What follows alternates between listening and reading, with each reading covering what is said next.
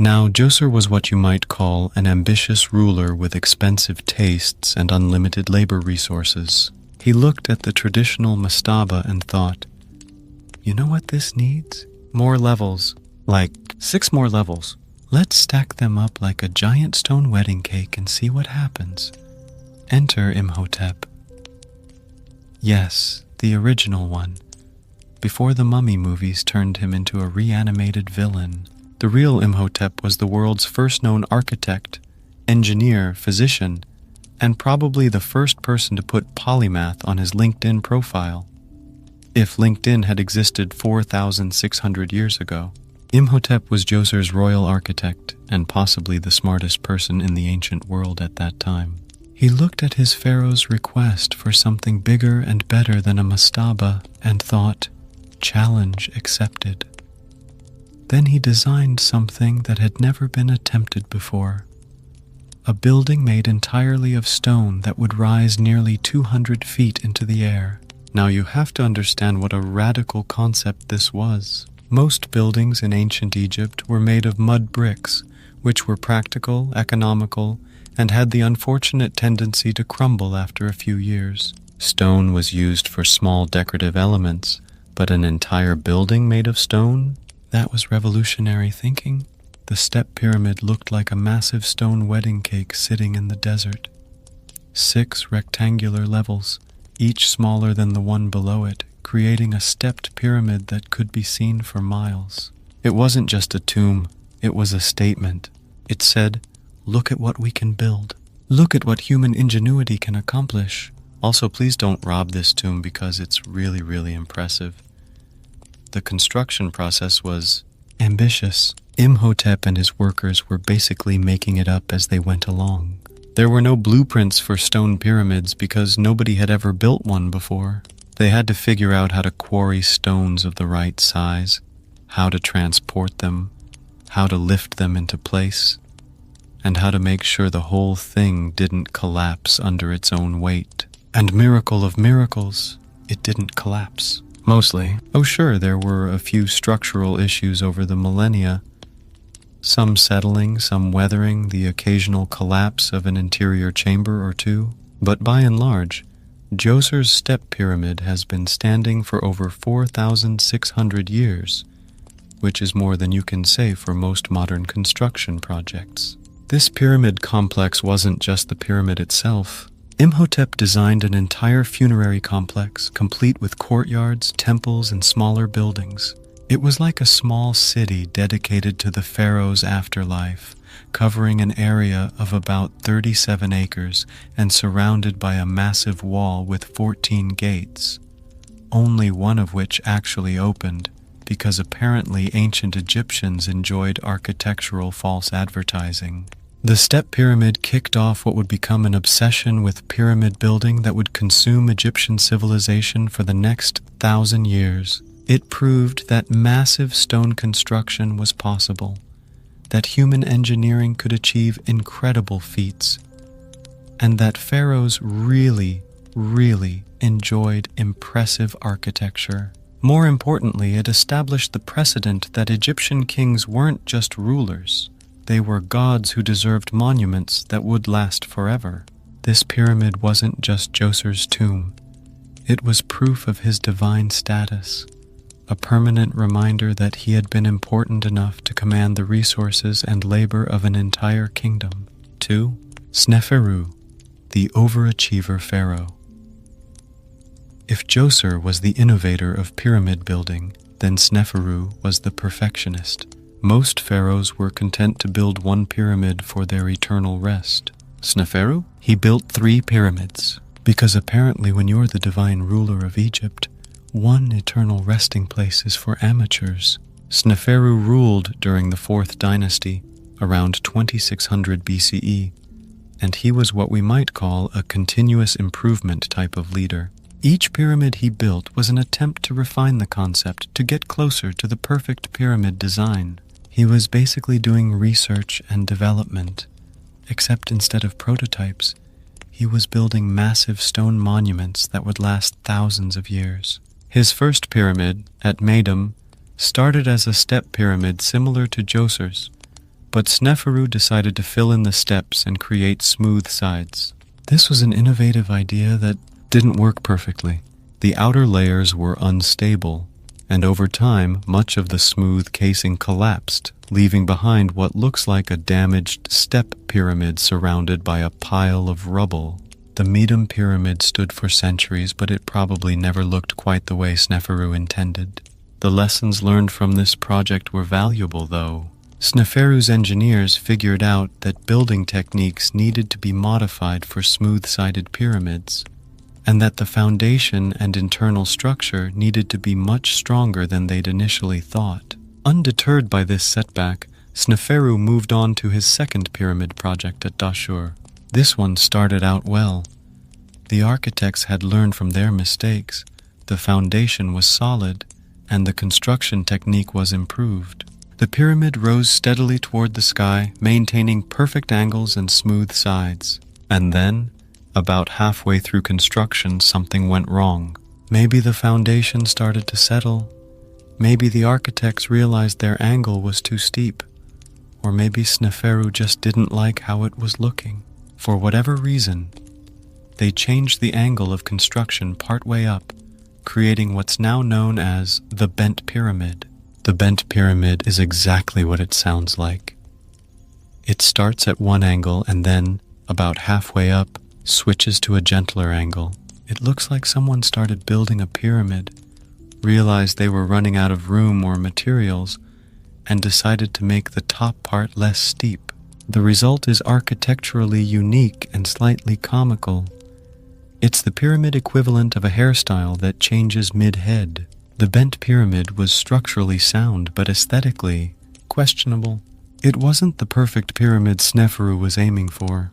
Most pharaohs would have called it good enough and moved on to other projects. But not Sneferu.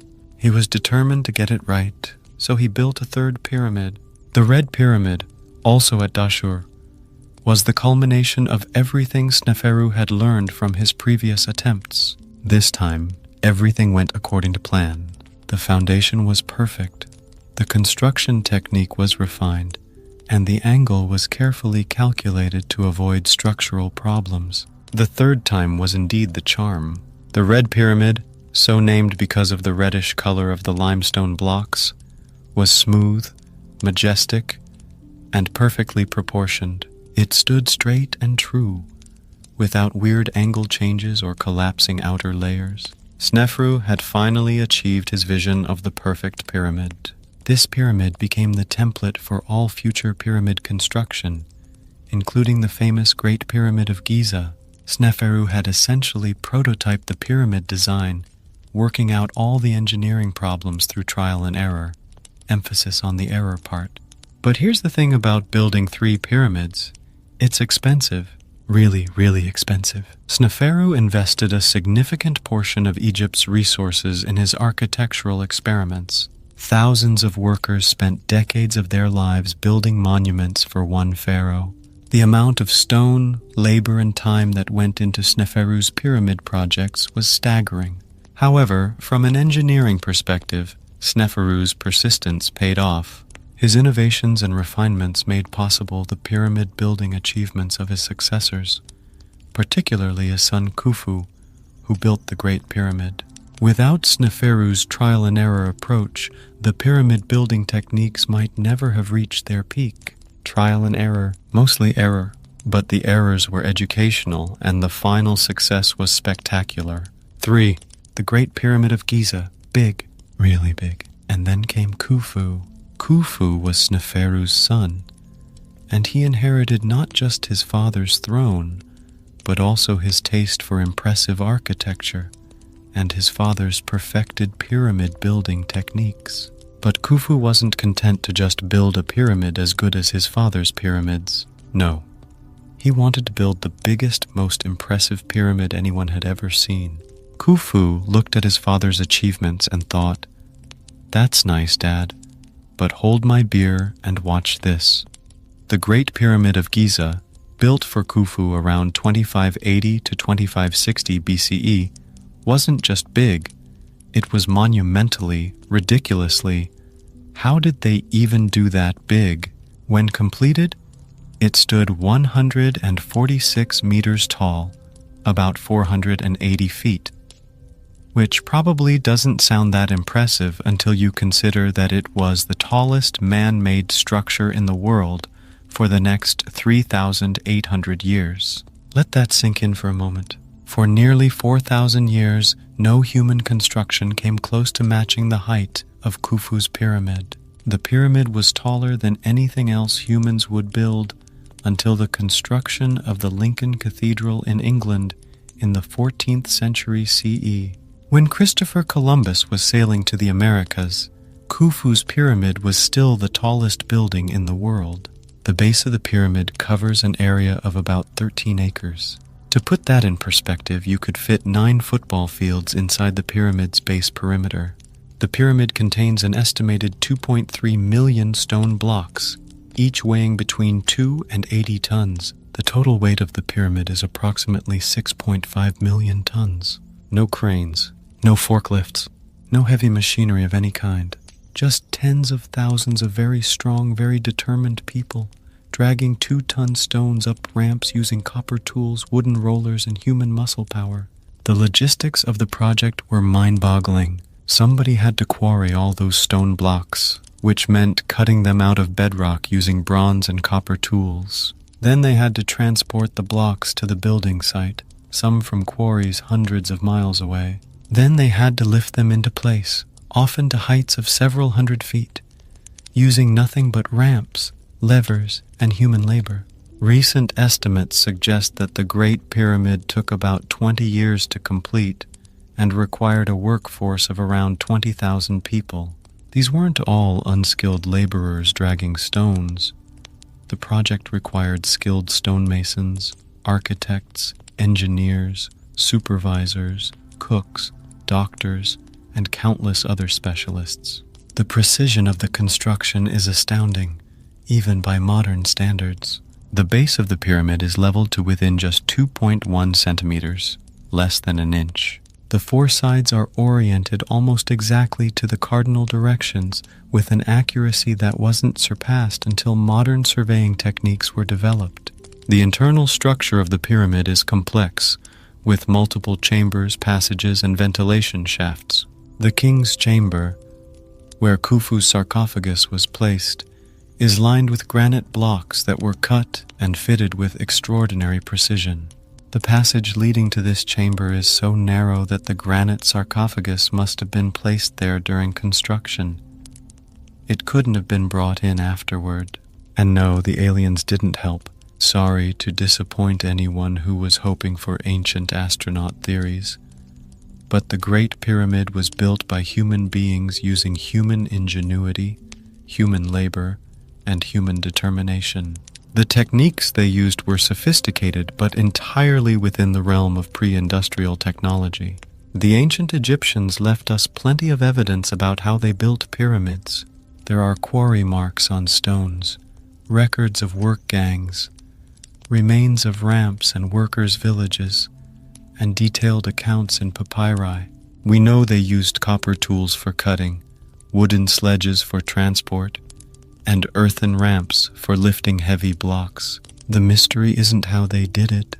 The mystery is how they organized and executed such a massive project with such incredible precision. The Great Pyramid was the flagship project of pyramid building, the ultimate expression of pharaonic power and Egyptian engineering capability. It represented the peak of pyramid construction techniques and the height, literally, of ancient Egyptian architectural achievement. But it also represented something else, the absolute maximum of what ancient Egyptian civilization could accomplish. After Khufu, no pharaoh ever built anything quite as ambitious. It was as if they looked at the Great Pyramid and thought, well, we peaked. How do you top that? The Great Pyramid wasn't just a tomb. It was a statement of dominance, a proof of concept, and a monument to human ambition. It said, we the Egyptians can move mountains. Literally, we can take a mountain's worth of stone, cut it into blocks, and stack it into a perfect geometric shape that will last forever. 4. Pyramid Workers' Village, the not-so-mysterious labor force. For a long time, the popular image of pyramid construction involved massive numbers of slaves being whipped by cruel overseers as they dragged enormous stone blocks across the desert. This image, popularized by Hollywood movies and outdated historical accounts, painted the pyramid builders as an oppressed workforce driven by fear and violence. Then archaeologists found the actual villages where the builders lived, and the real story turned out to be more complicated and more interesting than the slave narrative. In the 1990s, archaeologist Dr. Mark Lehner and his team discovered and excavated a large settlement near the Giza pyramids that housed the pyramid workers. This wasn't a slave camp. It was more like a company town, complete with residential areas, workshops, administrative buildings, and recreational facilities. The workers' village had bakeries equipped with large ovens that could produce enough bread to feed thousands of people daily. These weren't primitive bread baking setups. They were sophisticated facilities designed for mass food production. The bakeries had different types of ovens for different kinds of bread, suggesting that the workers' diet included variety and quality that wouldn't have been wasted on disposable slave labor. There were dormitories that housed the workers, arranged in organized rows with shared facilities. The sleeping areas weren't luxurious, but they were planned and constructed specifically for the comfort and health of the inhabitants. Each dormitory had space for multiple workers, storage areas for personal belongings, and access to communal cooking and washing facilities. The village included workshops where tools were manufactured and repaired, administrative buildings where records were kept, because ancient Egyptian bureaucracy was alive and well even during pyramid construction, and even what appears to have been a brewery for producing the beer rations that were part of workers' compensation. Most tellingly, the village had a kind of hospital or medical facility where injured workers were treated. This wasn't a place where people were worked to death and replaced. This was a place where valuable skilled labor was maintained and preserved. Archaeological evidence shows that many of the workers were skilled craftsmen who received medical care when injured. Skeletons found in the workers' cemetery show evidence of healed fractures that had been properly set, surgical procedures that had been successful, and generally good nutrition throughout their lives. So no, it wasn't just enslaved labor. Many were skilled workers, specialists, and craftsmen who were compensated for their work. The pyramid construction workforce was more like a massive government employment program than a slave operation. The workers were fed well by ancient standards. Analysis of food remains shows that the pyramid workers ate beef, pork, fish, bread, beer, onions, garlic, and other foods that constituted a diet richer than what most ancient Egyptians normally consumed. Feeding this workforce required a massive support system: farms, fisheries, breweries, and bakeries all working to supply the pyramid project. They were housed in relatively decent accommodations. While the dormitories weren't luxurious, they were better than the housing most ancient Egyptians lived in. The workers had beds, or at least raised sleeping platforms, storage space, and access to communal facilities. And occasionally, they were even honored with tombs near the pyramids. Some of the workers, particularly skilled craftsmen and supervisors, were buried in small tombs in the vicinity of the pyramids they helped build. These weren't royal burials, but they were respectable interments that reflected the workers' contribution to the great project. However, and this is important, let's not romanticize the situation too much. Being a pyramid worker was still hard, dangerous work under difficult conditions. The medical evidence shows that these people suffered from arthritis, back problems, and other ailments related to heavy physical labor. Many died young and all lived with constant physical stress. Still, it was hot. Despite the relatively good treatment, pyramid construction still took place in the Egyptian desert under the blazing sun. No amount of good food and medical care could make hauling stones in 100+ degree heat comfortable. The hours were brutal. Even well-compensated workers still had to work long hours at physically demanding tasks. The pyramid projects operated on pharaonic schedules, not worker-friendly timetables. And the perks? Well, let's just say they didn't include dental. Healthcare was available, but it was still ancient Egyptian healthcare. You got treatment for injuries and illnesses, but the treatment methods were limited by the medical knowledge of the time. Working on a pyramid was probably the best job available to most ancient Egyptians, but best available is relative when all the options involve physical labor under difficult conditions. It was steady work with good pay by ancient standards, but it was still work that would break your body and age you prematurely. The worker's village reveals a more complex picture of ancient Egyptian society than the simple slave narrative suggests. It shows a civilization capable of organizing and executing massive projects while maintaining relatively reasonable labor practices, again by ancient standards. 5. Pyramid decline. The end of a sandstone era. Eventually, even the Egyptians grew tired of building pyramids. After Khufu's Great Pyramid, later pharaohs continued to build pyramids, but none ever matched its scale or ambition. Subsequent pyramids were smaller, less precisely constructed, and generally showed that the golden age of pyramid building was ending. The pyramid building tradition continued for several centuries after Khufu, but with diminishing returns. The pharaohs of the 5th and 6th dynasties built pyramids that were respectable by normal standards, but modest compared to the monuments at Giza. These later pyramids were often built with inferior materials and less precise construction techniques. Part of the decline was economic. The massive resources required for pyramid construction were becoming harder to justify as Egypt faced increasing administrative challenges, succession disputes, and pressure from neighboring kingdoms.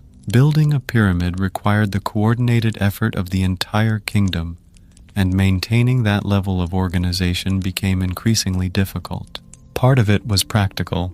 The Egyptians realized they were basically building giant neon signs for tomb robbers. Despite elaborate security measures, false passages, hidden chambers, massive stone blocks sealing entrances, pyramids were still regularly robbed, often within centuries of their construction. The pyramid's most distinguishing feature, their impressive size and obvious importance, was also their greatest vulnerability. They announced to the world, "Important dead person with valuable grave goods buried here," which was roughly equivalent to putting up a billboard saying, "Free treasure, just bring your own digging equipment." Tomb robbing was a persistent problem throughout ancient Egyptian history, but pyramids were particularly attractive targets. The robbers weren't just random opportunists. They were often organized groups with inside information about pyramid construction and layout. Some robbing operations were so sophisticated that they must have involved people who had worked on the pyramid's construction. The security measures built into pyramids were impressive, but ultimately ineffective. Hidden passages fooled no one who had blueprints or inside knowledge. Massive stone blocks could be moved by determined thieves with enough time and manpower. Curses and threats of divine retribution didn't deter people who were motivated by the prospect of gold and jewels. Eventually, Egypt moved on to a new approach. The New Kingdom pharaohs, ruling from around 1550 to 1077 BCE, stopped building pyramids entirely. They realized that if they wanted their tombs to remain undisturbed, they needed to be sneaky and subtle, not massive and obvious. Instead, they went underground. The Valley of the Kings, located on the west bank of the Nile near Thebes, modern Luxor, became the royal cemetery for New Kingdom pharaohs. Instead of building monuments that could be seen for miles, they carved tombs deep into the rock of desert cliffs. The Valley of the Kings represented a completely different approach to royal burial. The tombs were hidden, camouflaged, and designed to be as inconspicuous as possible. Instead of announcing the pharaoh's presence with massive architecture, these tombs tried to blend into the landscape. Sneaky, subtle, the entrances to these tombs were often small and unremarkable, designed to look like natural features of the rock face. Some were sealed and covered with debris to make them completely invisible. The idea was that if no one could find the tomb, no one could rob it. This approach was more successful than pyramid burial, but only marginally. The Valley of the Kings was eventually robbed extensively too, though many tombs remained undiscovered for thousands of years. The most famous, King Tutankhamun's tomb, escaped major robbing and was discovered largely intact in 1922. Much less backbreaking, building underground tombs still required significant labor, but nothing like the massive workforce needed for pyramid construction. Instead of moving millions of tons of stone, tomb builders removed rock by excavating chambers and passages. It was skilled work, but it didn't require the industrial-scale organization of pyramid building. The decline of pyramid building marked the end of one of ancient Egypt's most distinctive cultural practices. The pyramids had represented the height of Egyptian ambition, engineering capability, and royal power. When pharaohs stopped building them, it signaled a shift in Egyptian culture and priorities. And so the era of the pyramid faded, slowly covered by sand and legend. Over the centuries, the pyramids were gradually buried by wind-blown sand, hidden from view and forgotten by much of the world. They became mysterious monuments whose builders and purposes were unknown to later civilizations. By the time of the classical Greek and Roman writers, the pyramids were already ancient mysteries. Herodotus, writing in the 5th century BCE, recorded various theories about how they were built, many of which were speculation or folk tales rather than historical fact. During the medieval period, the pyramids were largely ignored by the outside world. They were still visible, but they were seen as curiosities rather than important historical monuments. Some were even used as sources of building stone for other projects. It wasn't until the 18th and 19th centuries that European scholars began to study the pyramids seriously and attempt to understand their construction and significance. Napoleon's expedition to Egypt in 1798 included a scholarly component that documented Egyptian monuments, including the pyramids. The rediscovery and scientific study of the pyramids revealed them to be far more sophisticated than anyone had imagined. Instead of crude stone piles built by slave labor, they turned out to be precisely engineered structures that represented the pinnacle of ancient architectural achievement. Which brings us to now. You lying in bed, hopefully relaxed. Maybe a little dusty in spirit from our journey through ancient Egypt, but comfortable in your climate-controlled environment with your soft mattress and readily available medical care. The pyramids are still standing after 4,500 years of weather, earthquakes, tomb robbers, ambitious archaeologists, and the occasional tourist climbing on them. They're still there. They've outlasted the civilization that built them, the empires that succeeded it, and countless predictions of their imminent collapse. And you?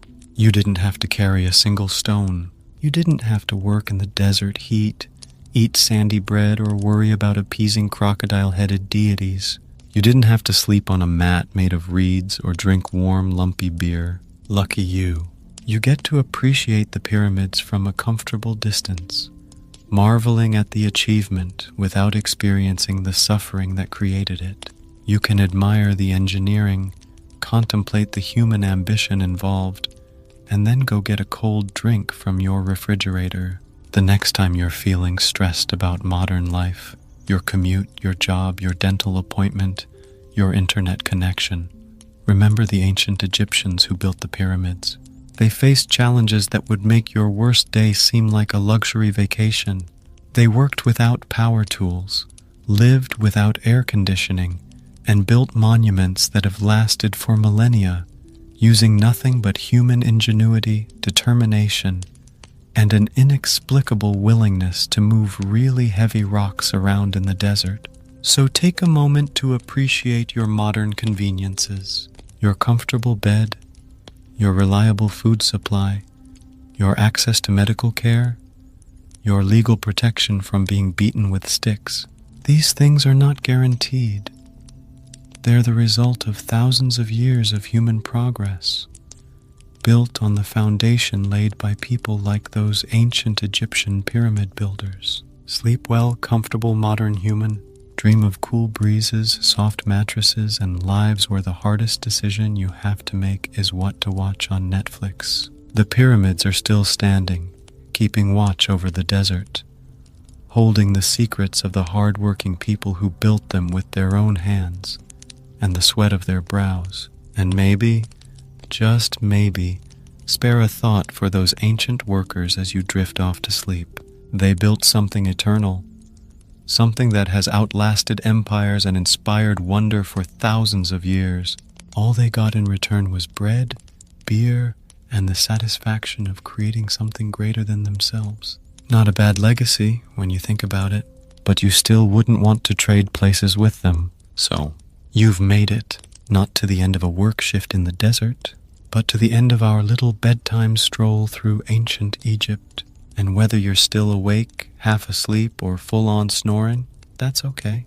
This wasn't meant to be a test, just a quiet reminder of how far we've come. No hauling stone under a sun that never quits. No living in fear of crocodile gods or rogue plagues. No breakfast made entirely of onions and despair. You've got pillows, electricity, Wi-Fi, running water that doesn't involve a communal jug and a river. So the next time you're grumpy about traffic, or lukewarm coffee, or your phone taking an extra second to load, just remember, you could be waking up on a straw mat, drinking thick beer for breakfast, and preparing to lift a rock the size of your car with your back. History is full of wonders, but also full of reminders. Sleep well, my friend. You've earned it. And if your dreams take you to a sunlit land of pyramids and gods, just make sure to wear sunscreen. Good night.